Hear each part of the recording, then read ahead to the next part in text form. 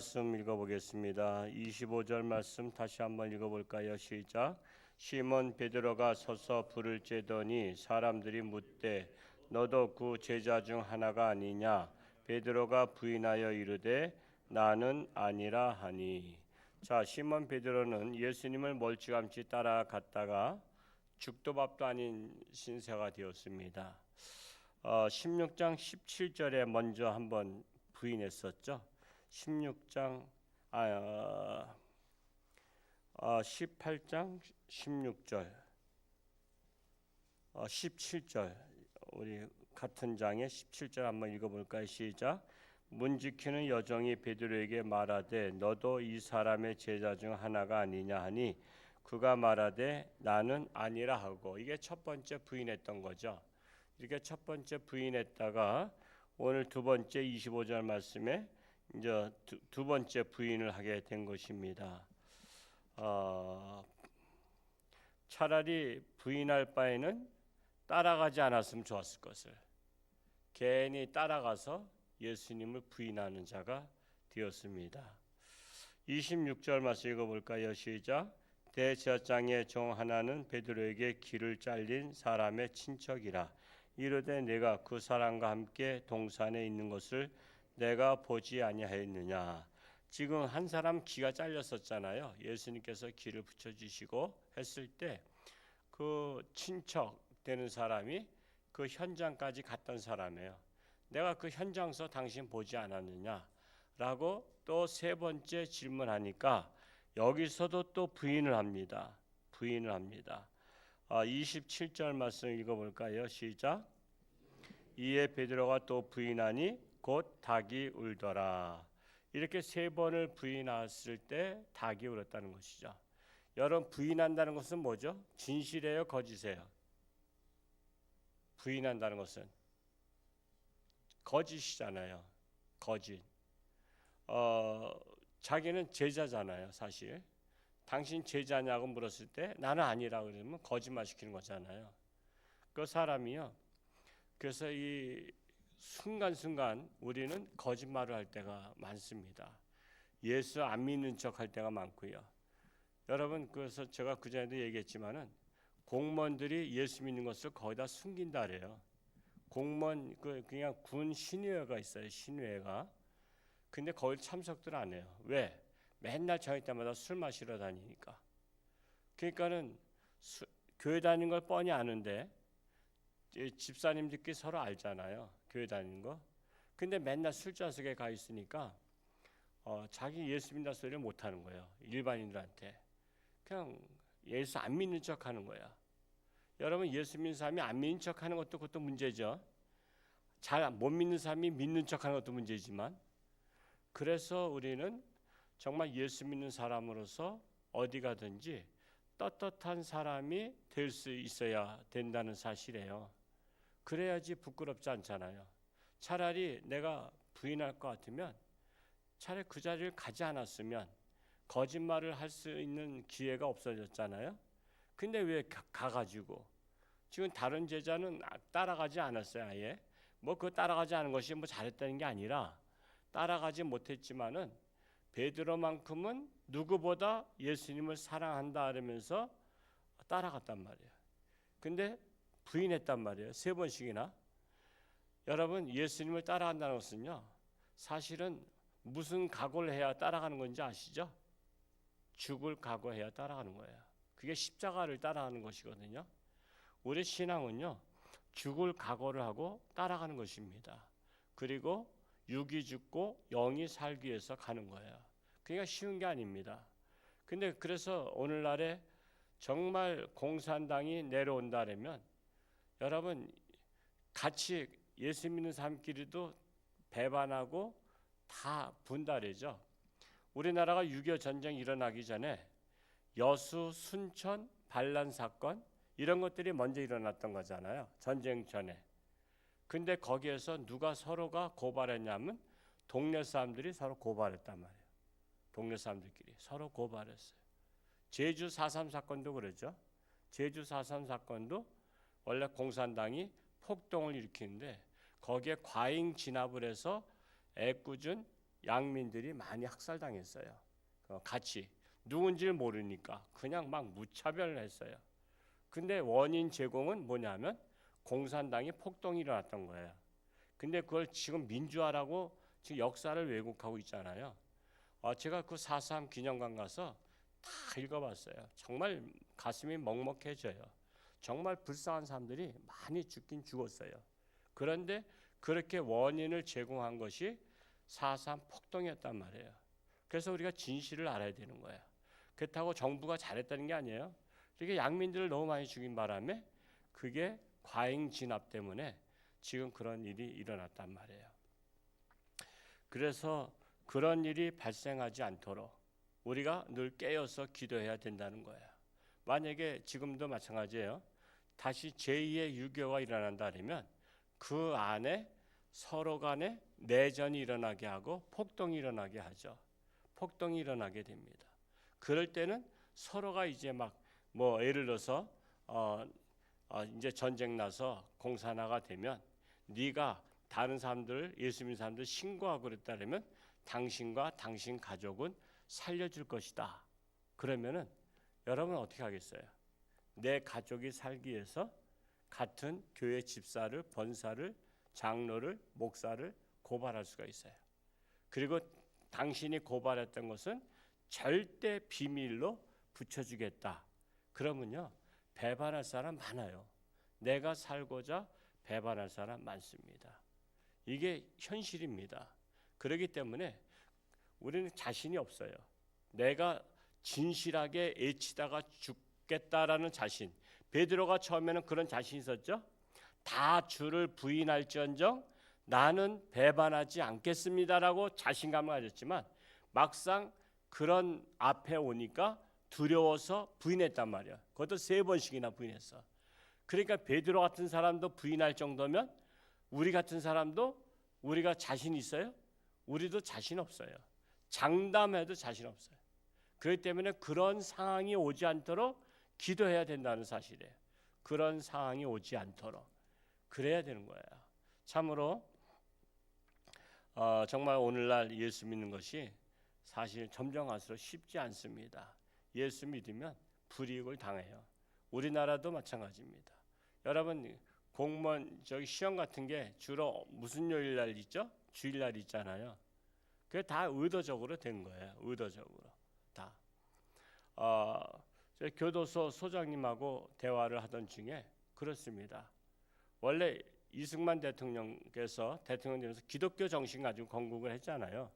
근데 지금 뭐 워낙 이승만 대통령을 아주 그냥 일본 친일파로 막 그냥 왜곡시켜서 그렇지만요. 그분이 감옥에서 나라를 건국한다면 기독교 정신으로 해야 되겠다. 그걸 결심한 겁니다. 그분이 그 한성 감옥 뭐 5년인가 6년인가 7년인가 몇 년 있었죠. 그분 책을 좀 읽어볼 필요가 있습니다. 그가 예수 안 믿던 사람인데 선교사가 성경책 뒤밀었어요. 한문 성경책을 뒤밀어서 그 안에서 할 일도 없잖아. 원래 그는 지식인이거든요. 과거 시험도 봤는데 그는 너무 잘 봤는데도 부정부패가 심해서 합격이 안 됐어. 옛날에 조선시대도요. 부정부패가 엄청 심해서 양반 자식들 다 권세 있는 사람들의 아들들을 다 합격시켜주고 다른 사람들은 안 시켜줬거든. 그러다 보니까 합격도 못 됐어. 그는 정말 천재예요, 천재. 그 성경을 읽다가 그가 성령 받아서 예수를 믿었단 말이에요. 그 기독교 정신 가지고 해야 되겠다. 그래서 그가 대통령이 됐을 때 뭘 만들었죠? 우리나라를 기독교로 다 해야만이 희망이 있다 해서 학교에는 교목 제도가 있었죠. 학교 지금 교목 있는 데가 있어요. 미션 스쿨 같은 데는 일반 학교는 없지만 교목 만들었죠. 경찰서에 뭐 만들었어요? 경목. 군대는 뭐 만들었어요? 군목.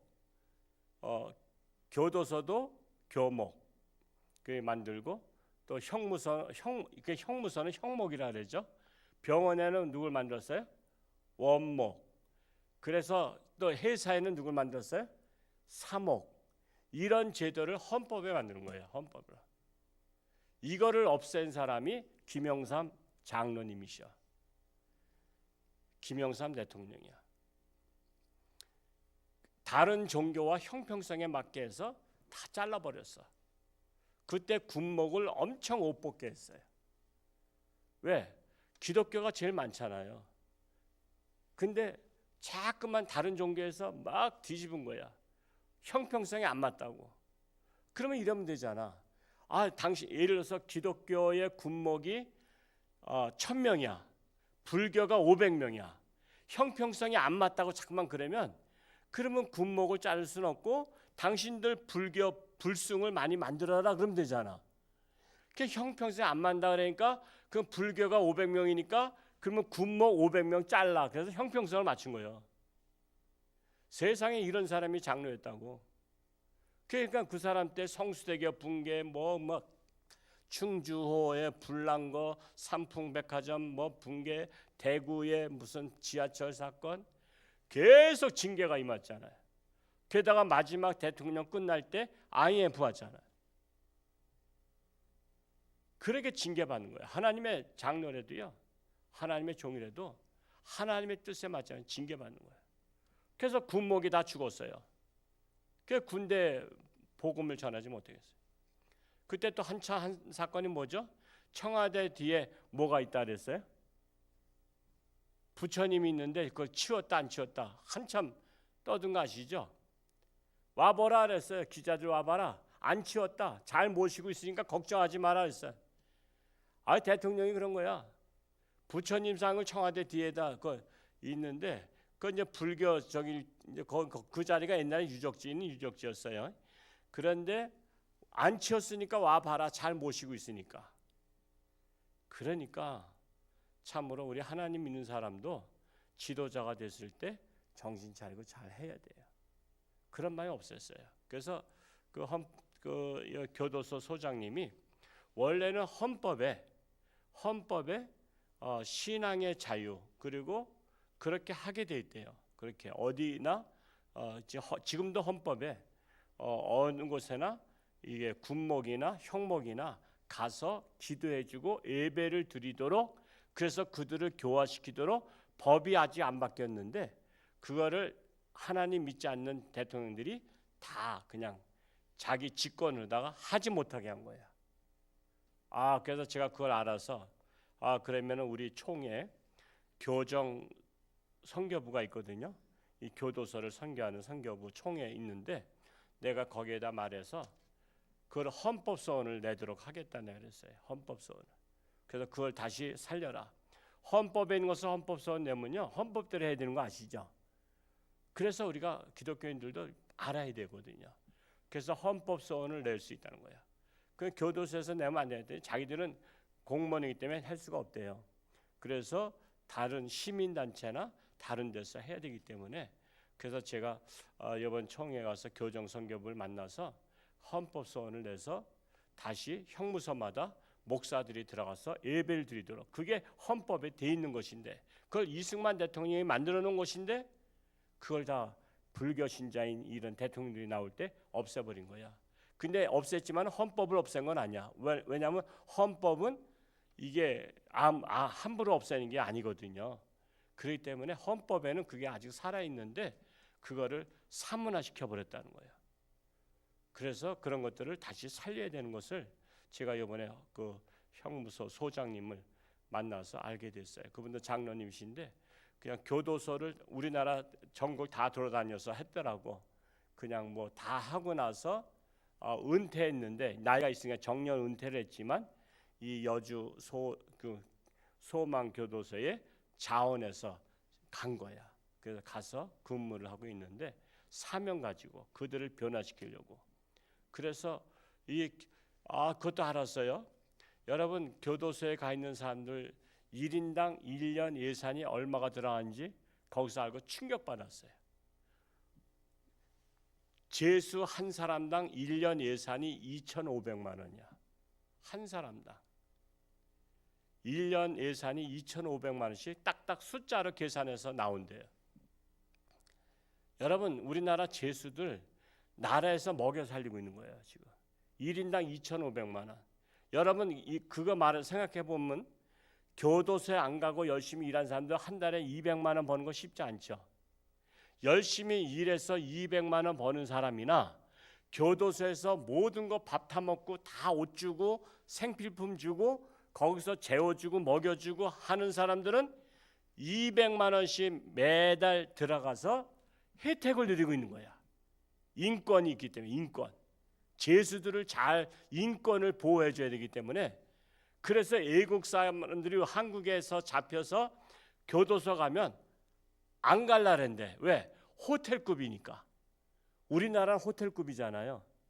그래서 안 갈라는데 우리나라 사람들은 빨리 교도소에서 빨리 나오길 원하지만 외국 사람들은 여기가 좋사오니 더 있게 달라는데 자기네 나라 가면 생고생하니까.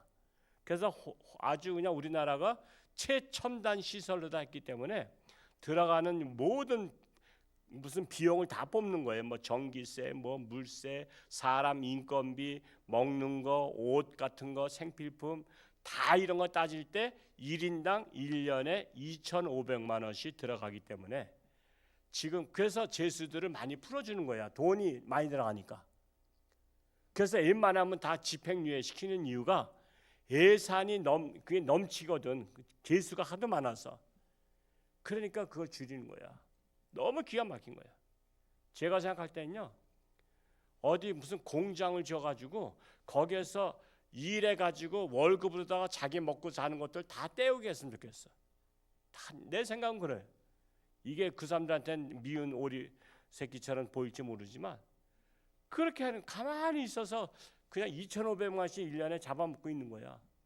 그러니 그들이 10년 거기서 감옥 살면요 2억 5천만 원 세금 들어가는 거야. 우리가 그 세금 내서 먹여 살리는 거라고. 죄수들을. 참으로 기가 막힌데 정말 그래서 우리가 변화되지 않고는 안 되는 거야. 오늘 말씀은요. 그래서 우리가 예수를 부인할 수 있는 시대가 오지 않도록 정신을 차리고 깨어 근신하며 기도해야 돼요. 정말 자신 없죠, 우리 그렇죠? 여러분 총 목구멍에다 대는데 당신 예수 믿을 거야? 아니면 믿는다고 말해서 죽을 거야? 뭐 부인할 거야? 그러면 어떻게 하겠어?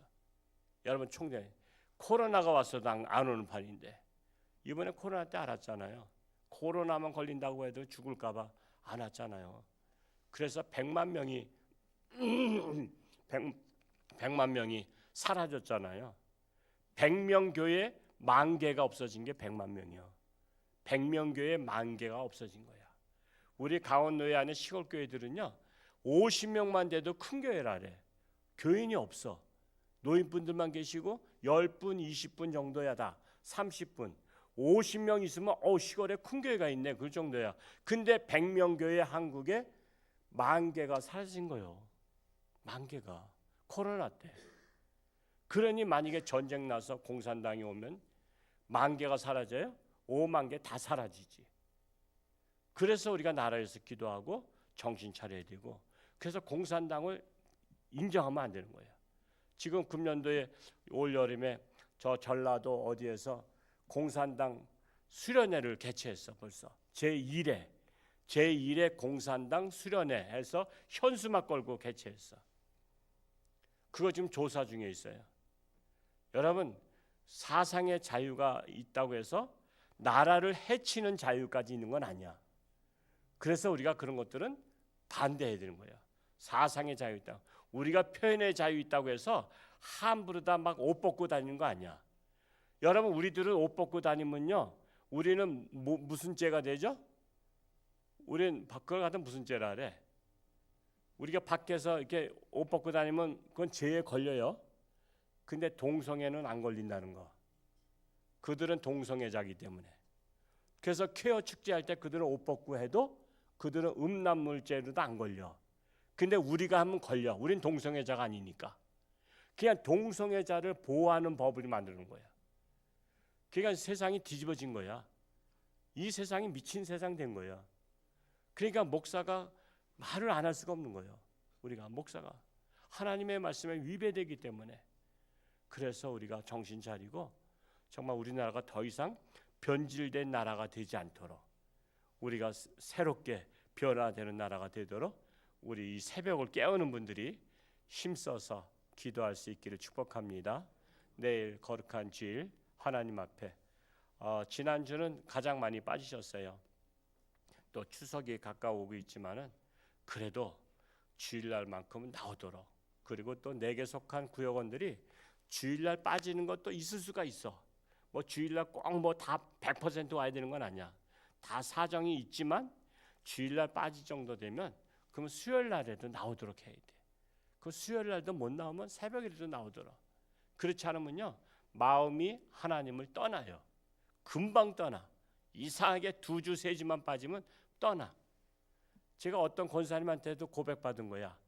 이 권사님 며칠 전에 만나서 차 한잔하면서 그랬더니 자기가 잠깐만 이런 일 저런 일로 한 달을 빠진 거야. 그 시리즈로 한 달 빠지니까 교회 갈 수 있는데 가기가 멋쩍더래. 내가 권사가 돼서 한 달씩이나 빠지니까 교회 가면 민망할까봐 아이 그냥 오늘도 그냥 가지 말까 이 갈등을 가졌다는 거야. 사람이 그렇게 한 달만 빠져도 권사도 나오기가 민망해서 그냥 갈까 말까 하다가 용기를 내서 왔대. 그 정도로다가 우리 직분자들도 몇 주만 빠지면 교회를 갈까 말까 할 정도로 사탄이 마음을 뺏어가. 그래서 우리가 마음을 뺏기지 않도록 우리가 정신을 차리고 주일날 못 나오면 수요일날도 나오고, 아니면 오전에 못 나오면 오후에도 나오고, 아니면 새벽에도 나오고, 그래서 마음을 뺏기지 않도록 힘써야 된다는 사실입니다. 기도하겠습니다. 할렐루야. 고맙고 감사하신 아버지 하나님, 오늘도 새벽을 깨우며 하나님 앞에 달려나와 신령과 진정한 예배를 드리며 하나님의 말씀을 통해서 다시 한번 도전받게 하시니 감사합니다. 베드로 결단했던 사람입니다. 다 주를 부인할지언정 나는 결단코 부인하지 않겠다고 그는 자신감 있게 말했지만 그는 3번씩이나 부인하는 거짓말을 했습니다. 우리 또한 마찬가지입니다. 나는 죽을지언정 예수를 믿겠다고 하지만 그러나 총구를 내 목에 댄다면 과연 내가 예수를 믿고 죽겠다라고 결단할 수 있을지 우리의 신앙 부족함을 깨닫게 하시고, 그러기 때문에 늘 깨어서 기도하며 나라를 위해서 기도하며 다시는 이 나라가 공산당에 의해서 악한 자들에 의해서 나라를 빼앗기지 않도록 우리가 깨어 기도하기를 원합니다. 한국교회가 깨어 기도하기 원합니다. 홍천주한교회가 깨어 기도하기 원합니다. 참으로 우리 새벽 깨우는 자들이 나라를 위해서 기도하기 원합니다. 내일 거룩한 주일 신령과 진정으로 예배를 사모하며 예배를 드리는 우리 모든 성도들 되게 하여 주옵소서. 감사드리며 예수님의 이름으로 기도하옵나이다. 아멘.